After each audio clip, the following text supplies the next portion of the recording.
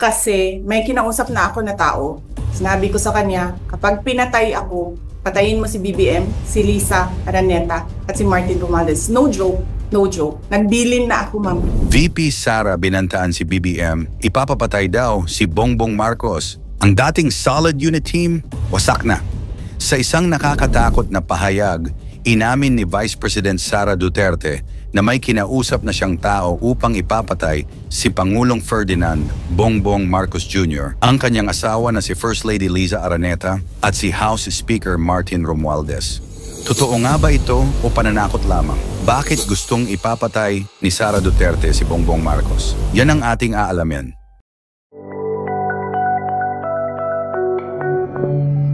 Sa isang live stream press conference nitong Biyernes ng gabi, inamin ni Sara Duterte na ipapapatay niya ang presidente kung sakaling siya mismo ay ma-assassinate. Ito'y naganap na agad na tinugunan ng Malacanang bilang isang active threat.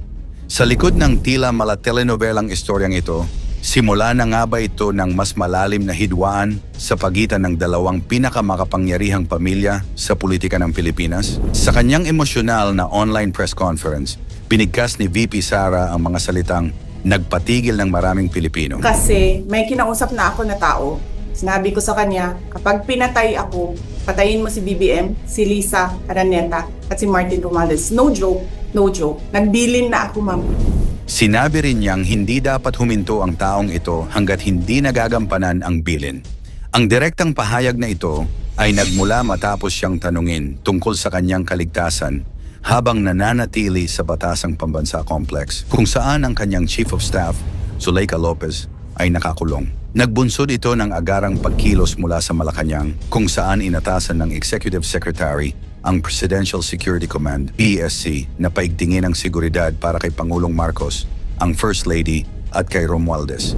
Bakit nahantong sa patayan ng dating magkakampi? Ang dating unit team ng Marcos Duterte, tandem noong 2022 ay isa sa pinakamalaki at maimpluwensya sa politika na nagbigay sa kanila ng malawakang suporta at panalo. Ngunit kung noon ay solid support sina BBM at Duterte sa bawat isa, tila bumaliktad na at sunod-sunod na alitan at ipitan ang nangyari sa dalawang kampo. Ilan sa mga ito ay ang una, pagbabawas ng pondo ng OVP, pinangunahan ni Speaker Romualdez ang pag-budget cut ng mahigit 2/3 ng confidential funds ng Office of the Vice President OVP na nagdulot ng galit mula kay Duterte.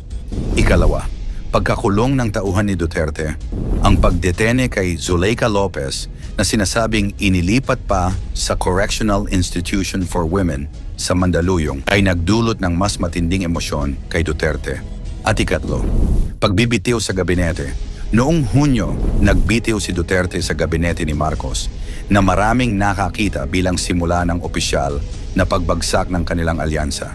Malinaw na ang sigalot na ito ay hindi lamang usapin ng personal na sama ng loob kundi isang mas malalim na laban para sa impluwensya at kontrol sa gobyerno. Maliban sa kanyang mga pahayag laban sa buhay ng Pangulo, nagbitaw pa si Duterte ng mga mabibigat na akusasyon. Ayon sa kanya, si Speaker Romualdez ay naglalayon umanong alisin siya dahil siya ang pinakamalaking banta sa ambisyon nito para sa taong 2028 presidential elections. Dagdag pa niya, It's going to hell because we are led by a person who doesn't know how to be a president and who is a liar.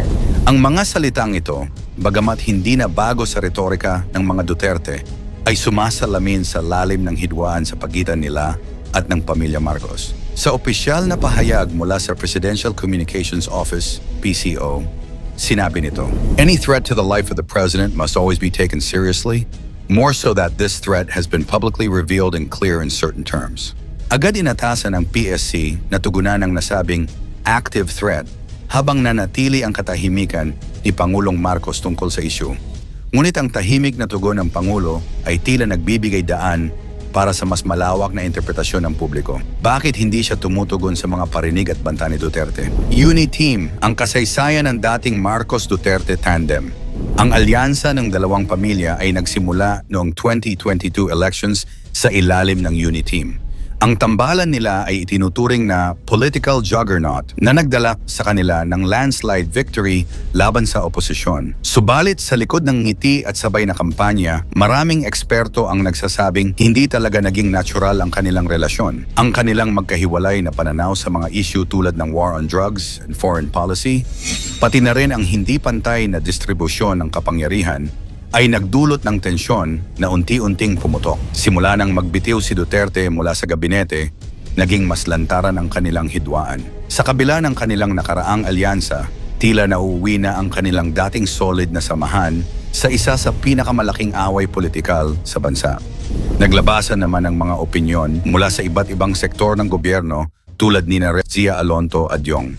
Tinawag niyang deeply irresponsible ang retorika ni Duterte na anyay nagdudulot ng takot at hindi pagkakaunawaan. Si Rep. Jude Asidre naman, sinabi niyang ang pahayag ng Vice-Presidente ay hindi akma sa posisyon nito bilang mataas na opisyal. Ayon sa kanya, ito'y malinaw na isang meltdown. Ang ganitong mga reaction ay nagpapakita ng pagkabahala ng maraming opisyal sa malalim na implikasyon ng banggayan sa pagitan ng mga Marcos at Duterte. Ang drama na ito ay maaaring tingnan bilang bahagi ng mas malawak na labanan para sa kontrol at impluensya sa politika.